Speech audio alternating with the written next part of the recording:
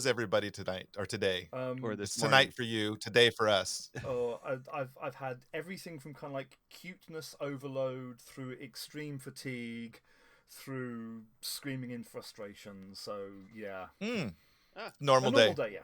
a normal day. Yeah, okay. A normal Okay. day in the Great B. All right. So should we get started? That's what we're here for. Okay. All right. So welcome to the premiere episode of Three Do Who, a monthly Doctor Who podcast discussing all things Doctor Who. I'm Eric, the host and showrunner, and with me are my two favorite Time Lords, Mike and James. Mike is our executive producer and co-host, and we also have co-host James, and he's our Whovian expert and British diversity hire, and my best friend in the entire I universe. never thought I would tick a diversity box marked British. Hey, if over here, British people are not as common. No. Right, and over here, we always listen to commercials that have British people speaking and doing the background because for some reason British people are more intelligent and they sell things better. I Oh, yeah. guess. I don't know. Well, I mean, I'll agree with the more intelligent part naturally. I personally think it's the sexy accent sells. Yeah. I don't know if it's the the intelligence level, but the sexy accent definitely helps. Definitely. So, how are you guys tonight? I'm not doing too bad. I'm a little tired. Been traveling these past few weeks and working on 3 other podcasts in our network. So it's nice that I just get to be on air and not have to worry about anything else with this podcast. I love it. Yes. James, how are you? I've just started a new job. I have a chicken that needs a scarf knitting. I have. Wait, you're knitting scarves for your chicken? You're knitting. Yeah, wait a minute. You're knitting scarves for your chicken? They're tiny little scarves. She's molting, and she's only got one layer of feathers on her neck. Oh. So basically, at the moment, she looks like a crossbreed between a chicken and a porcupine because the old feathers have fallen out. The new feathers are starting to come through. Oh no! Oh no! Just like, oh, she's so gorgeous. Aw. And so clearly, you collect chickens. We've got 4 at the moment, so nice. All right, but cool. They're lovely to have around. But yes, Sonia in particular is cuteness overload at the moment. Aw. Well, you'll have to send some pictures of your chickens so we can post them up for all the viewers to see. Oh, believe me, my phone is full of them. Those 4 will pose for photos more than and they don't charge $20 a shot. They. Yeah, that's true. Yes, that's nice. They work for Chicken Feed. Yeah. We found the level. Good. Yes, there we are. We have. Well, this is pretty much us. Yeah. Yes. Get used to it. So, I think that brings us to our first segment, which is Who News. And what I've got is the BBC has a relatively new, at the time of this recording, it's been out for a little bit, new site that compiles everything Doctor Who, and it's called the Whoniverse. And pretty much the BBC says, welcome to the world where you can find every Doctor, every companion, and terrifyingly hundreds of monsters that appeared in Doctor Who. From the 1st of November, the Whoniverse will become the official name and dedicated home for all shows within the orbit of Doctor Who, which will live on BBC iPlayer. They have 800 episodes and content already in the back catalog. And Whoniverse will launch with a brand new logo, and every piece of Doctor Who content will carry a brand new ident, which I'm guessing, I don't know what that means. I will talk about that when we get to the trivia. Okay. Yeah, it's been an interesting launch, I think is the way to describe it. Yeah, so the nice thing is they are allowing the trailers and stuff to play over here. So you can go to Whoniverse and actually still see some of the trailers and stuff. So that's actually really nice. I particularly like that. So when we get to the trivia bits, there's a few little bits that weren't quite in the press release. Okay. So I'm on the Whoniverse. Is it the Whoniverse or Whoniverse? Because Whoniverse.net takes me to this site that's kind of wonky. So I'm not sure if I'm on the right site or not. It's probably the Whoniverse, if I remember right. I access it through the iPlayer app, so kind of I have no idea what the site is called. Oh, okay. Because I was kind of looking through it today, and it's like that's kind of strange. I mean, they only have up to the fourth Doctor or something like that on the continuity guide. I'm like, maybe they're just still building it. Okay, so it's DoctorWho.tv. I think that's the site where everything is going to go. Yeah. Okay. Yeah. And on there are links to the BBC's iPlayer, which is their streaming service. Ah, yes. well, maybe you can put those all in the show notes for people so they can click on the various Will links. do, and I will put them on the screen for everybody to see. Yay! So that's all the Who news I have. Did you have anything, either of you? No, other than I wish I could watch the newest episodes. Disney Plus. They are 2 weeks away. Come on, it's not 2 that weeks long away. a wait. Okay, fair enough. So we'll do a little bit about the Whoniverse then, because it's caused a lot of interesting comments in the last month or two. Really? Oh, really? So first off, not every episode is on there. So they are fibbing a bit. Yes and no. There's two different aspects to this. If you're new to Who and you kind of joined in 2005 with Christopher Eccleston, you may not realise that loads of the stuff from the 1960s doesn't exist anymore. Oh, yeah, I remember some of it is just gone. Yeah. We have the masters are dead. We have the audio for every single episode, but what we don't have is the corresponding videos. So over the last quite some time now, what they've been gradually doing is they've been doing animations to go with the episodes that don't exist anymore. Oh yeah, you sent me one of the episodes you sent me has the animations in it. One of the long lost ones. I can't remember which one at the moment. So not all the episodes have been animated yet, and the most recent animations, of course, haven't gone on the site because they've got to go to Blu-ray first and make the BBC some money. That's the kind of bit that everyone really kind of like long since knew was going to happen. There are actually 4 episodes that are not on there that do exist. Okay. The very first 4. Oh, really? Okay. That's strange. Yeah, this has been the subject of, sad to say, quite a vitriolic legal battle between the BBC and the son of the person who wrote the first 4. Oh, really? Now, I'm going to be very careful what I say, purely because I'm not a legal expert, and inevitably when you have issues of copyright, there are so many layers of legalese to unpeel, it is unbelievable. Yes. Oh, yeah. But especially when it goes back a ways. Yeah, and especially when it goes back to the time before the internet was even a gleam in anyone's eye. Right. So basically, 1963, Doctor Who started. First 4 episodes, known under many names, but we'll call them An Unearthly Child. Written by a gentleman called Anthony Coburn. And, of course, at the time, 1963, you basically broadcast things once. You maybe got 1 repeat out of it if you were lucky, and then it was never going to be seen again. Sold to different countries, blah, blah, blah. Anthony Coburn, sadly no longer with us, has been dead quite some time. And his son, Steph Coburn, basically claims that he has the rights to those first 4 episodes due to various contracts that were signed at the time. And for reasons known fully only to him, he is not a fan of the BBC. And so therefore he has denied the BBC the right to put them onto this new Whoniverse.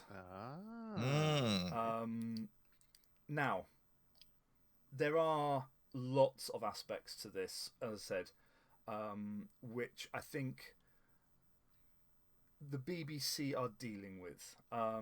There is hope one day there'll be a resolution. And as I said, because they were talking about stuff from 1963, the idea of iPlayer, physical home release and stuff wasn't around back then. It wasn't around, yeah. An Unearthly Child, of course, has come out on DVD. It's been on BritBox. It's been kind of on various other things. But yeah, this being the 60th and the big Whoniverse thing has kicked off a big dispute. And so if you wish to watch the first 4 episodes, you'll have to find them on DVD for the time being. It has also, of course, potentially put a spanner in the works for the release of a Season 1 Blu-ray box set. Of course, because you're still dealing with the same thing, because I'm sure BBC is the one putting out the Blu-ray box sets. Yep. Whoniverse, though, it's a fantastic, miraculous achievement. Oh, yeah. To get 800 episodes available for free to everyone in the UK or with a VPN who isn't in the UK. I'm not saying that you should, or who doesn't have Disney Plus. Yeah, or a friend in the UK who has them all anyway. Right. I have my users. I don't know who that would be. Because not only is it everything from 1963 to 1989, the Paul McGann TV movie from the mid-90s, and everything from 2003 onwards. Which is terrible, but terrible in a good way. My opinion, it's a terrible movie, but it's terrible in a good way. It's talking about 2003 Paul onwards. McGann. No, the Paul McGann movie. It's so bad it's good. But it has it's like watching a B movie. But also, it's basically, if we didn't get that, we probably wouldn't have had the Whoniverse today. True. Because Paul McGann, that TV movie reinvigorated the franchise, which was very much dying at the time. Yeah. So anyway, along with all of the episodes, you get the 6 seasons of Confidential, which was the kind of the making of each episode. There are a few episodes of Confidential which have not yet gone up, and there is kind of all kinds of debate about what else will be going up.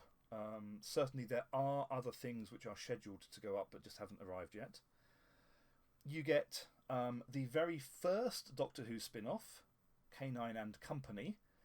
If you have never seen that, leave it that way. It's so bad it's bad. It's so bad it's went all the way around and went right back to bad. Okay. You also get... I begged James for them and he gave them to me and I regretted it instantly. All of Torchwood is on there, which is a very mixed bag. Some of it very good, other bits not so. You have got the 8-episode spin-off of a series called Class. I don't even know if that made it to America. It made it to my house. It made it to your house, yes, but it's very good. I like Class. I was kind of disappointed it didn't get picked up for a longer run. It was a very strange Doctor Who spin-off. The Doctor only really appeared in 1 episode, and the other 7 had no relation to Doctor Who whatsoever. But they were good. It was a fun story. What was the basis of the story? Basically, there is an alien imprisoned at Coal Hill School, which is where kind of the series started in 1963. And his classmates basically find out and are trying to deal with it, as well as survive various alien invasions. If I remember right, he's alien royalty, alien isn't royalty, he? yeah. Yes. But as I said, the Doctor was in the first episode and then buggers off, leaving the kids to deal with everything on their own. Yeah, these poor kids. There is also various concerts up on there.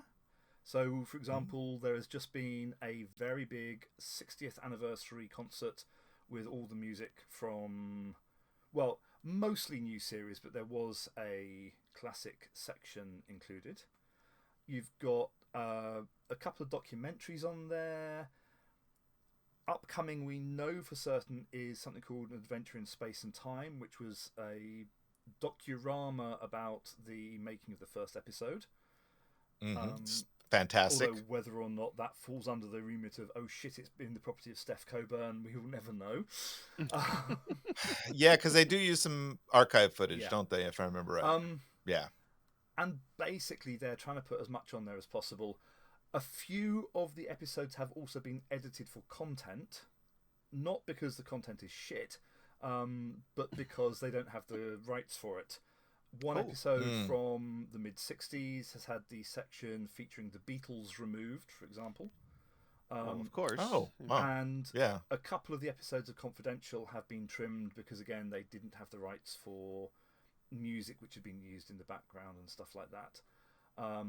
Music and Doctor Who in the background has plagued releases of the show since the 80s. Yes. Hmm. Yeah. They really need to stop putting pop music in and just kind of work No, around it's it. it's like stop, because that's why we're not using the Doctor Who theme, because I don't want to run afoul of the BBC. Absolutely, yes. I am nervous about even using the TARDIS sound effect. Oh, don't worry. I'm going to use it, but I'm nervous about it. All you have to do is modulate it just a little bit up or down, and it's not the same thing. Yeah. Then, and this copyright laws are it's out true. the window. Yeah. Yes. Oh, so basically, if we put An Unearthly Child on helium, we could get away with it. Yes, absolutely. Right. Maybe. There we go. The really, truly amazing thing about the Whoniverse, though, which I think should be publicised a lot more, is every episode has had an audio description done for it. And every episode you can switch on a sign language interpreter. Oh. It has taken them a very long time. They kept it very secret. But Russell T Davies made it a condition that, if he was going to come back to Doctor Who would be free to everyone and it would be available to everyone. So Excellent. There are audio descriptions, there are sign language, there's subtitles for everything. It is an amazing achievement. Of course, there have been a few minor little cock-ups along the way. The wrong version of certain episodes has been put up. Oh no. Well, that's to be expected. But it's a fascinating example of history. If you look at one of the very first episodes, Guests of Madame Guillotine, from a story called The Reign of Terror, they have put up an unrestored version of it. Oh, wow. So this was what we had to put up with in the bootleg copies of the 80s. I would not recommend it for people who aren't fans. I watch it for like 2 or 3 minutes, and then once your eyes have stopped watering and your ears have recovered, you will realise just how bad it was. The amount of work that has gone into over the years restoring decades. Well, I know some of the episodes that were destroyed, some people in Australia apparently had copies that they had made. I guess some stations had done that, hadn't they? This is now the next piece of Who news. There is a lot of rumours going around at the moment, thanks to a very badly reported newspaper interview. Would that be The Guardian? That would be The Guardian / The Observer, yes. That's pretty much it's pretty much a given, because anytime there's a very bad reporting piece, it's usually The Guardian at the center of it. Basically, it is known. I mean, it is not a secret. It is known that there are more episodes out there. We don't know for certain which ones they are because they're in the hands of private collectors. But there's all kinds of rumours at the moment about, it's the 60th. Will they, be persuaded to release them into the public domain? Right. Yeah, and say this Guardian article. Apparently, the person who was interviewed for it has asked for it to be taken off the website. Wow. Okay. It is that bad. One of the things I would like to add to the Whoniverse that's great are the tales from the TARDIS. Yes. But they're heartbreaking. Don't watch them if you're not prepared to cry. Every single one of them I've watched so far has made me bawl. I will let you describe them then, because you've... takes place in a TARDIS that doesn't quite look right. It looks like a mishmash of all the TARDISes together. It's called the Memory TARDIS. Oh. And basically, companions of old just appear in here. They have no idea how they got there, and they relive some of their tales, and then as they're retelling their tales, that kind of fades into the episodes that have been kind of squashed together to make one cohesive 45-minute-ish episode. And they're full-blown 90-minute 45. Well, yeah, one of the ones I watched, I think, was only like it was 90 minutes, wasn't it? Yes. Never mind. I take it back. But yeah, they're almost like little full-blown movies. and it's just, oh, it breaks your heart watching some of these, because these actors, you can tell that they missed it so much. Mm-hmm.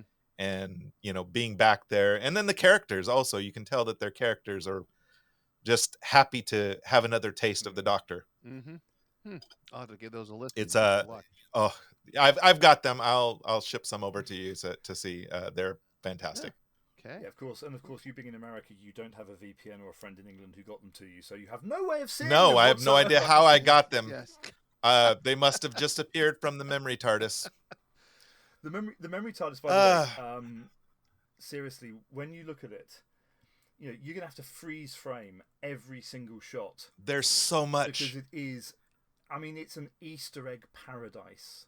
Yes. Trying to see what they have taken from what stories and put in, and from each iteration of the TARDIS, and I love the little campfire is a miniature version of the interior of, I think it was Jodie's TARDIS, yeah. Jodie's TARDIS, yes. So the really cool amber spires, they've made it into a little bitty campfire in the middle that the two of the two companions sit around and talk. It's so cute, and it's so well done, and it's just lovingly done. You can tell that they really wanted to give these companions some extra, extra Doctor Who time. Nice. Oh, go on. Mm-hmm. Oh, that's it for me for the Tales of the TARDIS. There are a couple of. Go on, then. I was just gonna let's go back to that article from The Guardian, because one of the things they pointed out in The Guardian was that the BBC workers would take the stuff out of the garbage because they would throw those away. That's what the article says. So I'm asking if this is actually true, because as you said, they would air it and then they were done, or they would, and if they videoed it, they would erase the video and just shoot over on the new video. So there are lots of stories. How many of them are true, I don't know if we'll ever know. Certainly, there are people who have literally gone around the world, visited foreign TV stations, found cans of film, not just of Doctor Who, but of all kinds of wonderful things. Oh, yeah. There are various fans who, at the time, found that these tapes were being junked and literally went to the furnace room and begged to take them away rather than have them burnt. So how these ones end up where they do, it's a huge story. There's actually been, I'm trying to see if I've got it on my shelf handy, there have been various books written about exactly where each episode ended up, which ones were recovered. And the other really genuinely bizarre thing is that even if episodes weren't kept, we have extracts from some of the 60s ones which don't exist anymore because they were taken out by the Australian censors because they were deemed too frightening or scary. Oh, right, yeah. And you can watch these clips and you can think, Jesus Christ, the Australians were bloody wimps in the 60s. Oh, yeah. It's fascinating seeing what they deemed to be too frightening. And you get this, the newspapers, I mean, they're terrible for it over here. Oh, isn't 60s Who so cheesy and the effects were so bad and everything? Well, but yeah, it was the 60s. But the fact the fact they even went to the trouble of editing out some scenes because they thought they weren't suitable for broadcast shows that back then it really was seen as scary. It really was seen as terrifying. Well, and I think the other thing that people often forget when they're watching old Doctor Who is that the budget for it was nowhere near, say, what Irwin Allen was getting for Lost in Space and Voyage to the Bottom of the Sea and the Time Tunnel. These were actually fairly high budget compared to Doctor Who at the time. I mean, Doctor Who had a budget less than the equivalent of well, at the time it was like £16,000 an episode or something. Yeah. Wow. Yeah, it's they did a lot with a little, and they did a fantastic job really making a pretty awesome sci-fi series. Basically, it was classified as a drama, so it pretty much got the same budget as things like police dramas and kitchen sink dramas. Only Doctor Who was expected to do aliens and spaceships and on shoestring budgets. Well, and you can literally see the shoestring holding the spaceships up. You can, yeah, because it's holding the spaceships. Yeah. I'm going to need that shoestring back after the shoot. Right? Yeah. There's a wonderful one in the 60s where one of the companions, the Doctor wants his tie, and he says, "I'm not wearing a tie." And he says, like, "No, the one round your waist holding your trousers up." And you just think, how bad was the budget that they couldn't afford a belt? Yeah. They had to. Oh my gosh. There's a couple of other minor bits of gossip and rumours to do with the 60th, not the 60s, the 60th. Mm-hmm. I don't think it's a spoiler to say that the identity of the big bad in the third of the specials has been revealed. I mean, we knew about it years ago.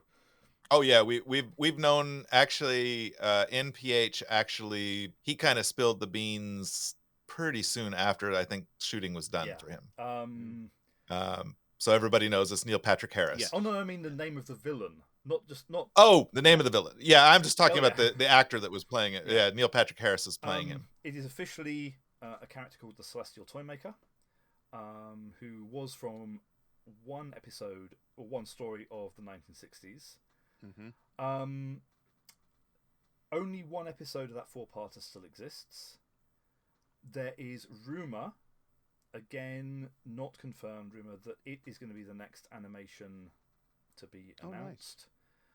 Nice. And oh boy, has that caused problems. Oh really? Really? Yes. Why? Oh, spill the tea. Spill the tea. Yeah, no, that's 1960s. England, not quite as bad as America, but certainly we were not as maybe enlightened as we are today, although current world accepted for the Enlightenment front. And the Toymaker has regularly had accusations of racist overtones thrown at it.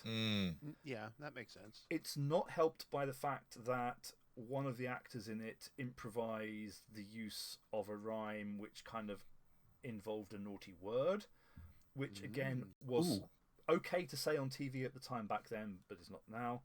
But yeah, the actual character of the Toymaker has difficult things associated with him. It is fairly safe to say that what we've seen so far in the trailers, the character that Neil Patrick Harris is playing is a major rethinking of the character. So I'm not saying that Russell T Davies is going to be reliving any of the unfortunate aspects of the 60s story. Well, his run though, when he brought back certain monsters, he did kind of update and modernize them. So but he did that. He did it fairly lovingly. I thought he did a pretty good job bringing certain characters back. There's an awful lot associated with the Toymaker that some people think that it's a story that maybe should not be animated. But then again, pretty much every 60s Doctor Who story has got aspects in it which do not look good in modern light. Yeah, there are some troublesome things. So a lot of things from the 60s are that way. So it's great that he's bringing him back. There was an aborted attempt to bring the character back in the 80s anyway. So it's great it's coming back. But yeah, it looks like it's going to be a major reimagining. And yeah, if the animation goes ahead, duck and cover, because I think that's gonna set social media ablaze. Yeah. Well, I mean, any of the stuff from the 60s, you're going to find some racial inequality in them. There are some stories from the 60s which no longer exist, which everyone absolutely praises to the high heavens, but conveniently overlooks they contain the same racist problems that stories that are not quite so lovingly thought of also contain and get criticised for. Fandom, hypocrisy, two sides of the same coin. Right. Well, I mean, it's the same in any fandom. If you go, any sci-fi fandom, the furry fandom, any of those type of fandoms, you're going to find not so savory bits, but you can't judge the entire that an entire fandom by stuff that was done in the 60s or by the bad actors that happened to creep in. Yeah, Anna said it's very interesting. Just final comment on the Whoniverse. They haven't put any content warnings on the existing episodes that do feature unfortunate aspects. So it'll be interesting to see if over time they kind of, put a little flag up on the screen or something to say, you might not want to watch this if you're easily offended. Yeah. Right. And I've seen other shows that they've revamped from the 50s and 60s, and they usually put a disclaimer along the top that says, this was filmed during this time frame. References are socially acceptable at that time, may not be socially acceptable today. Social conventions change. Yes. I mean, I mean, they're not static. Yeah. So we know we need to, to see, look at them with a it'll be interesting to see different if the eye. Whoniverse kind of adapts the front page. Right. Yeah. I'm sure they will. I think they will. I think that's the main stuff for the 60th. There's still plenty more surprises coming. So when we get together for the next time, of course, there'll be a look back at all the stuff that kind of, Yes. which of course definitely won't have made its way to America by then. No. Probably not. Yeah. Well, at least not in the conventional sense. No. Yeah. I think at this point, let's get on to our main topic. This is our pilot episode, everybody knows. We thought it'd be a good idea to introduce ourselves and let our listeners and viewers know a little bit about us and why we love that rapscallion Gallifreyan, the Doctor. I got started on my Doctor Who journey watching reruns of Tom Baker as the Fourth Doctor on PBS affiliate in the late 70s, early 80s. Selection of episodes was basically some of the Third Doctor through the Fifth, but most of it was Tom.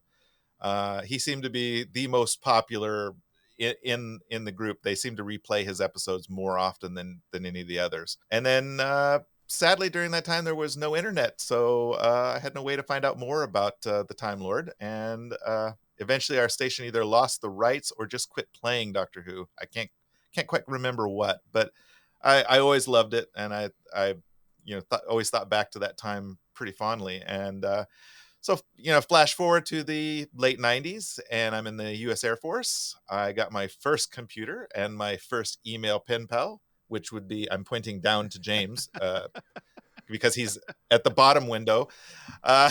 So who lives in the UK and enjoyed feeding my obsession with Doctor Who. And so that began a decades-long friendship that is held together by our mutual love of the Doctor. Do you realize we've known each other since 1997?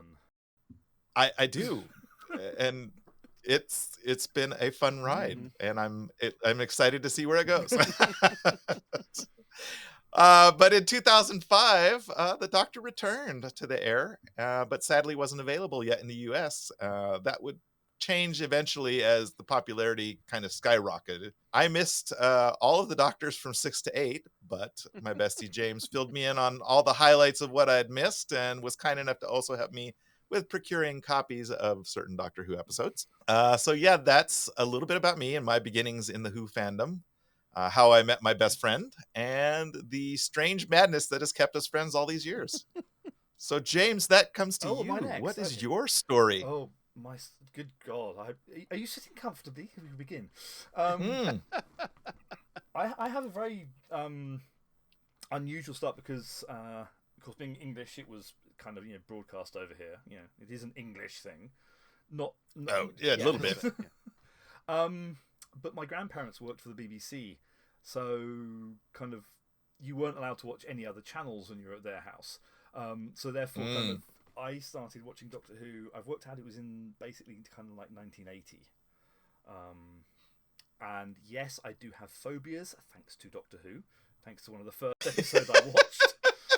I'm terrified of spiders because of that bloody show. Yeah. And then would that be one of those shows that was deemed too scary in Australia? I, of course, kind of like then grew up with it. My parents realised the way to keep me quiet was to buy me Doctor Who magazine each month, to buy me the books. I don't know what it's been like in America, but in England, there's an entire generation, kind of like, the one people slightly older than me to slightly younger, where we learnt to read because of Doctor Who. Oh. Basically kind of... Yeah, a lot of the print material didn't make it Yeah. over here. I have to, get my print material when I go Yeah. visit you. That's when I usually buy a couple of magazines or a book or whatever to bring back with me. Basically kind of like, you got the reruns, we didn't. The BBC had a very strange attitude to the show. After the early 80s, very few reruns for a decade or so. So the only way to experience the original 60s stuff was to buy the novelizations. So again, whenever we went round on holiday, we went to the second-hand bookshops and I tried to have my little list of ones I needed. Like, damn, got. And then, of course, the absolute worst thing that could happen in 1989, the series ended. But they carried on publishing the books anyway, so basically kind of the fire was fueled more and more. And whilst the series was off air officially, there were the novels, which were kind of new adventures, not novelizations, but actual new stories. And Doctor Who, it's just ingrained into British culture. They're referred to as the wilderness years, but you kind of look at how much Doctor Who there actually was. And it's like, it wasn't quite there was new Doctor Who every year, but certainly from kind of like 1990 to 2005, there were huge chunks of fan-produced videos. There was the start of the audio range. There were official animations put out featuring past Doctors. There was even, before Christopher Eccleston became the Ninth Doctor, there was even a Ninth Doctor online animated story which was designed to reboot the series, but then they decided to reboot it on TV anyway. Well, I know like the few remaining police boxes you guys have are pretty much probably still only there because of Doctor Who. Oh, and they're putting more in because of Doctor Who. Yeah, it's. Oh, really? Fantastic. Yeah, I love them. They're so iconic. Yeah. They're just fun to look at. And because of the way my brain works, or doesn't work, depending upon which side of the coin you look at, my brain gets addicted to detail and trivia and all kinds of odds and ends. So yeah, that's why you're our trivia guy. So there are 5 bookcases of Doctor Who books and comics. There are audio that way. Yes, there you go. Plus, there's kind of like CD wallets under the desks with them all in. Wow. Yeah, by some standards, I've got a large collection. Other standards, it's a very small collection. But yeah. But you're omitting one little piece of your history here, or you haven't gotten to it yet. I'd like our audience to hear about stripping down. Yeah. Okay. No, I was going to get to that because one of the things. Yeah, it's a big part. One of the things that kind of is being discussed a lot is kind of like the continuity of Doctor Who, especially thanks to the first special that is coming up. And the first special is based on one of the comic strips from the late 1970s. And yeah, I'm a little bit of an enthusiast of the Doctor Who comic strip. And for 4 or 5 years, I ran an award-winning Doctor Who website called Stripping Down, which was details of all of the comic strips and all of the backup strips. I'm very slowly starting to kind of find the files on my hard drive again.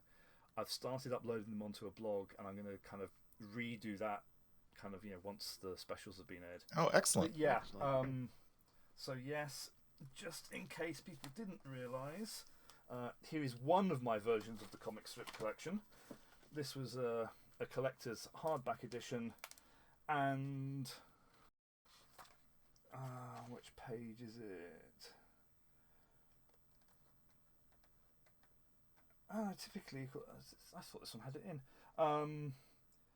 This is the era of the Star Beast, but I don't actually. Oh yeah, there it is. That's the page I wanted.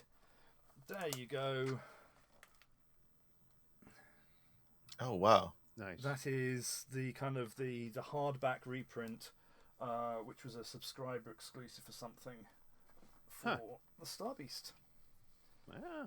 Yeah, and those strips are really Yeah. fun too. I like them. Yeah, I voraciously read quite a few of your your blogs Yeah. back in the day. I say I've started uploading them again, and once the specials are Excellent. out of the way, I plan to kind of revisit my blog and actually kind of make it look good rather than just plain text on background. Yeah. Well, it was the Yeah. 90s. Yes. And so I'm not saying I'm a big comic strip fan, but I do have 60 frames of the original artwork of the comic strip. Nice. I did collect it for a while until the money ran out. Yes. As it always does with hobbies. Yeah. But yeah, I say kind of it's. I mean, I'm a scientist because of it. I have a degree in physics because I wanted to learn about the science of Doctor Who. And I've met some amazing people, including of course. Where are you? You're Mike. down there. I'm over here. Oh, over but there. I'm up here. Yeah. It's like Thing is, when he edits Castrovalva. this, We're he like the moves messed up around, Brady you know. Bunch It's like an Escher version. or Hollywood Squares. Oh, can I be Central Square? Can I? Sure. You want to be I'll Paul be, Lind? what was his name? Paul something. The Paul Lind. really camp one. Yeah. Yeah. Oh no, not Paul Lind.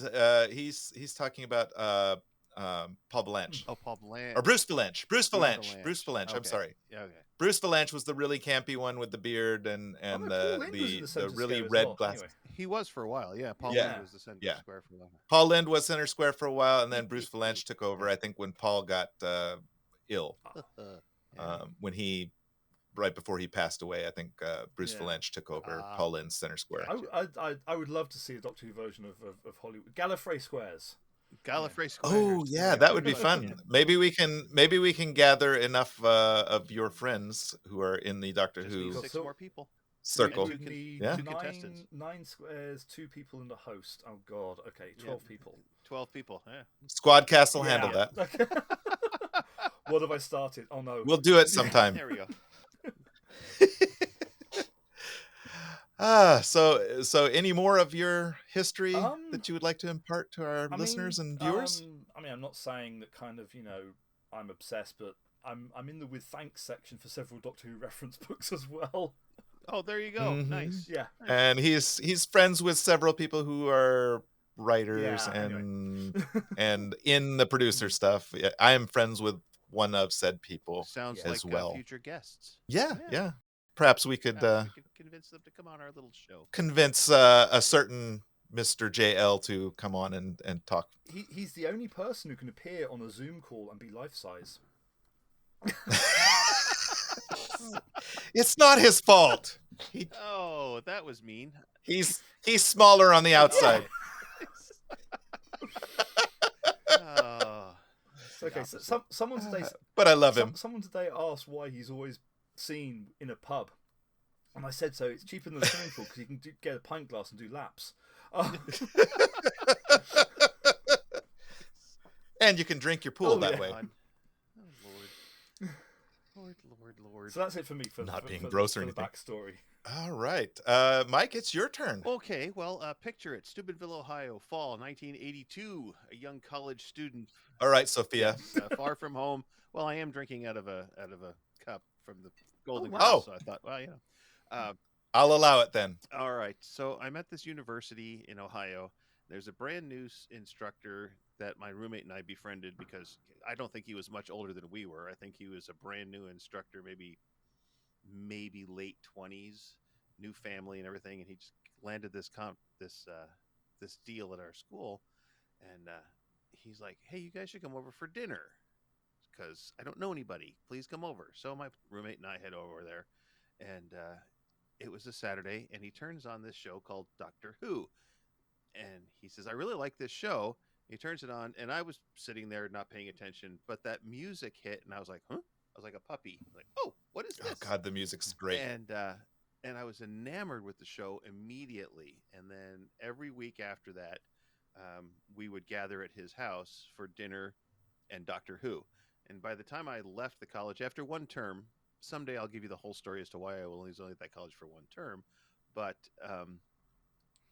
there was like 8 or 9 of us going over there every week to watch Doctor Who and have a little Doctor Who coffee clutch.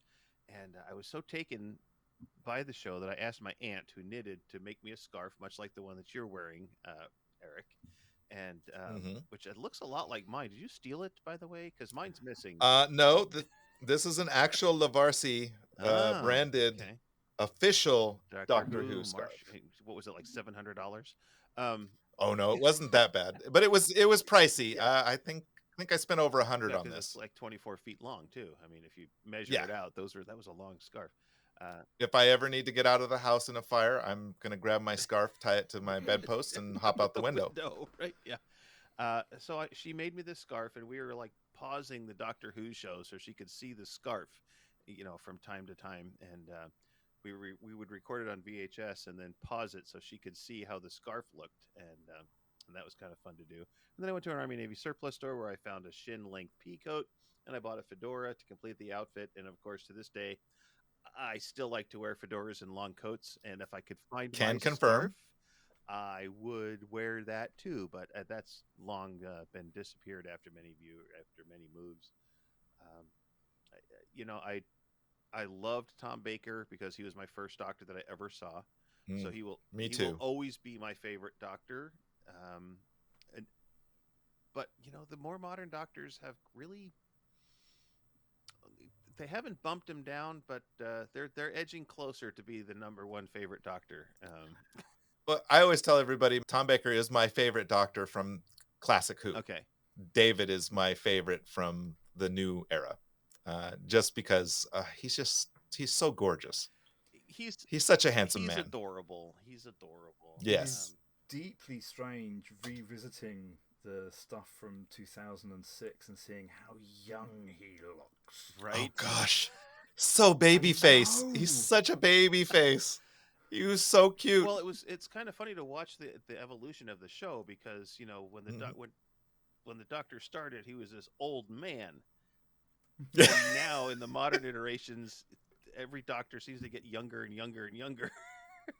It's like he's like the picture of Dorian Gray, but in the Doctor Who universe. Yeah, I don't think Matt Smith was old enough to drink yet. Right? No, I think you're correct. I think in America he was not old enough to drink when he came over and visited, promoting the show. I remember that. I remember that story on Johnny Carson. But that's my story, and then of course I've got lots of memorabilia that I've captured and collected, and I think I have maybe 10 TARDISes around my house in different iterations, cookie jars and packages and things like that. In fact, I'm such much of a fan that our neighbor across the street was working several years ago in the Christmas toy exchange, and he found a Doctor Who thing, and he just kind of put it under his coat. He says, "I know you're a fan, so I brought this to you." He says, "I didn't want some little kid to get it and ruin it because it's an open.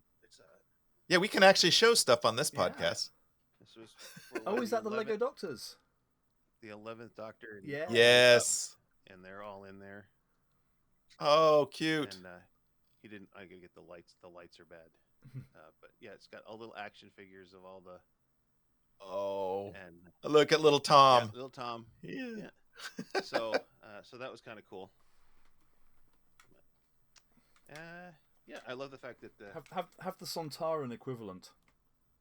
Oh yeah, I remember you had all those little guys. I still covet your canine. Someday I'm going to get the nerve to and the tools to actually build myself a life-size canine. I want to build myself a life-size Dalek, by the way. I want to build myself a life-size David Tennant. What the hell are you two playing at? Well, well, so the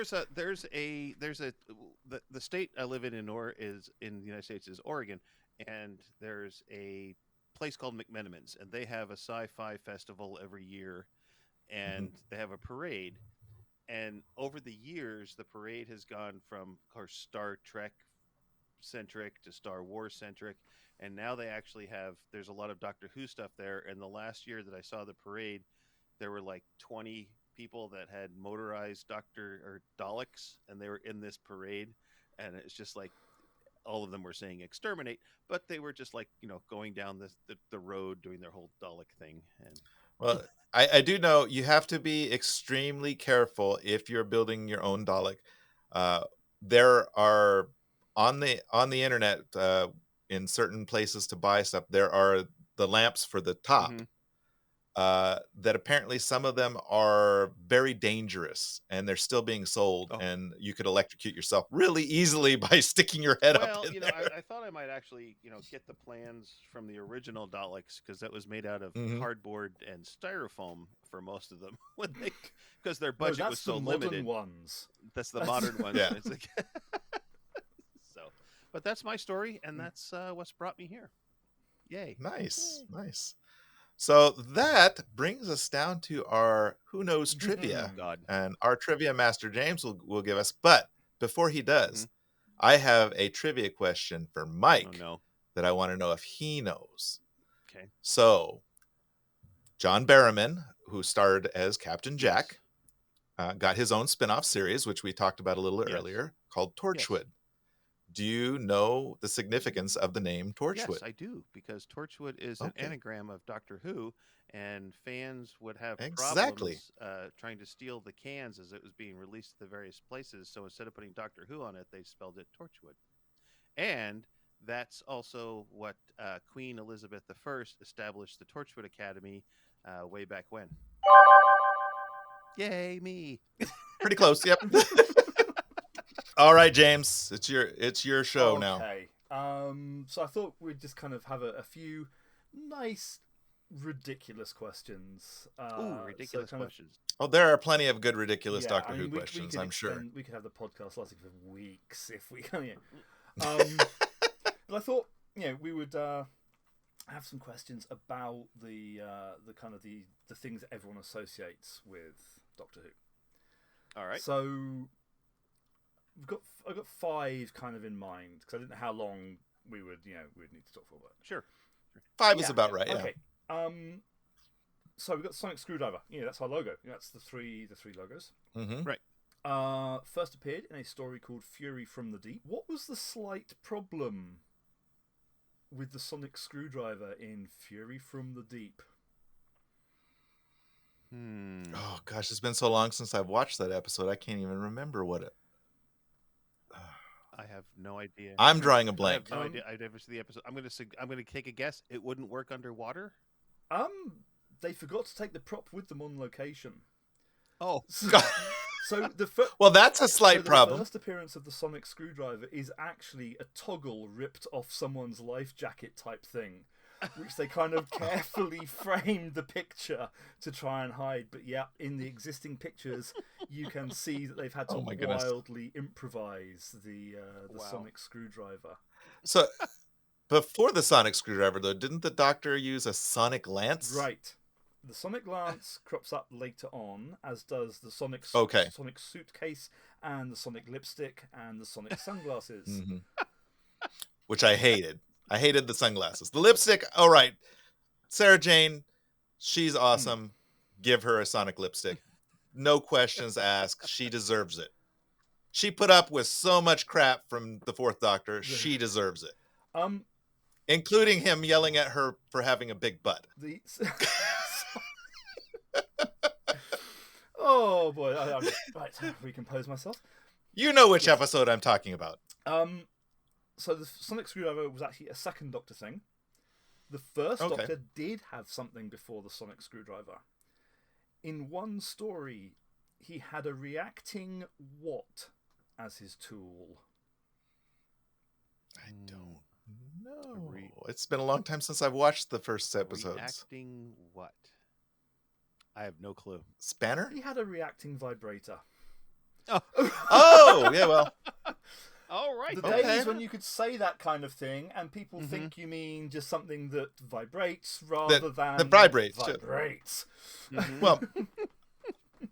Yeah, I'm sure that many nightstand drawers have reacting vibrators. Yes, they do. I'm sure. I don't know about the reacting bit. I think that's... Oh, they react if you use them correctly. Oh, okay. They don't react autonomously. It's not like you're laying there and it's like, "Hi, hello, how are you?" Not Turn yet. me on, Yeah, the please. Bluetooth versions you can get That's there right, are yes. getting quite close. Mhm. Okay, so we've had the sonic screwdriver. A really kind of unfortunate coincidence for the next one. The Second Doctor in the comic strips, and if you've ever read the Second Doctor comic strips, by the way, yeah, take drugs to get over them, because they were sure as hell on them when they wrote them. Okay. Actually built himself a Martha. A Martha. Okay. What was Martha? I'm gonna guess a computer. I'm gonna guess a cat. A housemaid. Oh. Okay. Yeah. Okay. The comic strip was called Martha the Mechanical Housemaid. Oh, jeez. All right. Yeah. All right. Okay, so yeah, so this is the level of detail that my brain works. Well, on. if your ship is bigger on the inside, you might need a robotic maid. Right. The fourth one is a much nicer one. It's why does no one know what TARDIS stands for? I know what TARDIS stands for. Well, I know what TARDIS stands for in my brain, but I don't know why no one, because they never actually. You mean really said. in the series, or the companions and characters don't know what it stands for? Yeah, it's basically kind of like, when it's referenced on screen. Yeah. Because the. I'm not sure, because they do explain it several times. Yeah, and the first few times they do it, they give a different acronym every time. Oh. You're right. Now that I'm thinking about it, you're right. I do remember that. I do remember thinking, well, that wasn't what. Yeah. Okay. The problem is the D. Not that any of us would ever have a problem with the D. No, I have no problem with D. I like D. In terms of TARDIS, no one can decide if you should have a plural or a singular D. Dimensions or dimension. Yeah. So yes, it was a slight difficulty in.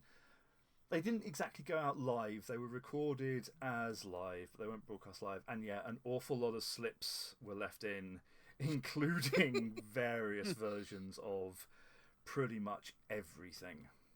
Huh. All right. Cool. There was no continuity Nice. back in the day, apparently. No. And we're going to end with a truly salacious one. Ooh. There has been a recent revelation on social media about one of the actors playing the Doctor. What allegedly was John Pertwee's party trick?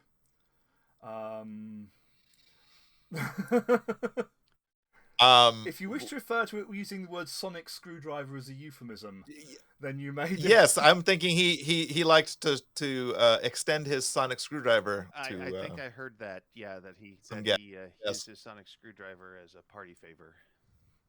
Basically, he could sonic his own screwdriver. Yes. Okay. Apparently, he was flexible enough and routinely demonstrated at parties that that he could sonic his own screwdriver. I love it. Okay.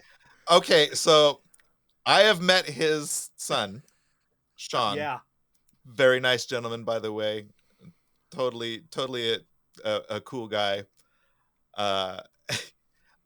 And I see him. He's at the conventions here quite often. So I am going to have to ask him about this. I want to talk about your dad's Sonic. Yeah. But I think that kind of that sets the tone for the sort of questions and the trivia that we'll be getting from me. Right. I'm gonna have to. That's right on cue for us. I guess it would bone up on my trivia. Apparently. Yeah. God. And of course, with Russell, there's a lot of D in TARDIS. With Russell T Davies involved. Yeah. Yes. Thank goodness he's back.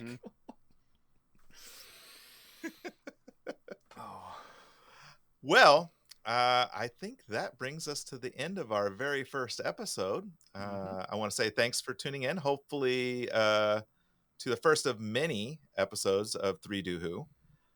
We know the Podiverse isn't exactly lacking in Doctor Who podcasts, but I hope we can entertain you and maybe educate you about that fabulous time known as the Doctor. So I'm going to say tune in next month for another exciting episode. James, take it away. I'll have KFC or Burger King if it's a takeaway. Fair enough. I think if I name drop enough of these things, I might get some sponsorship details. Yeah. Right? Yes. Maybe. Can't hurt. No, in the next month there's going to be a hell of a lot of Who, and yes, I will try and bring the UK slant for the next bit. Well, you'll have excellent, because a lot of times lied to over yeah, here, and you'll have all the tea that we don't get over here. So. Oh, the amount of tea I could have spilled today. We have many hours ahead of us. Yes. Many hours. Yes, we do. And many different aspects of Doctor Who to talk about. Oh, I guess it's my turn. Well, this has been amazing. I can't thank Eric enough for adding this podcast to the Injured Nerves Podcast Network. As you said, there is no lacking of Doctor Who podcasts out there, but I think ours is going to be one of the best. So I just think that's what's going on in my head. I hope so. We may not know everything, but we'll sure try to get the things right. And if we don't know it, we'll make it up. Why not? Because that's what happens in the Whoniverse, right? You just make stuff up when it doesn't fit, right? Absolutely. So, absolutely. Yes. So if it doesn't work, blame the fluidic links. That's right. Yes. It's like thanks again for tuning in. Be sure to reach out to us if you want. If any listener wants to call us out on anything or give us kudos or refute anything that somebody says. And with that, Eric, what do you got? So we've got a Discord server already set up. We do. That will be will be in the in the show notes when we release the podcast, so you guys can all look to join. We've also got a Telegram channel set up. 3Do Who. If you search for 3Do Who on Telegram, you should find us. And basically, we hope you have a good time, and we hope you keep it hooey. What a bunch of hooey.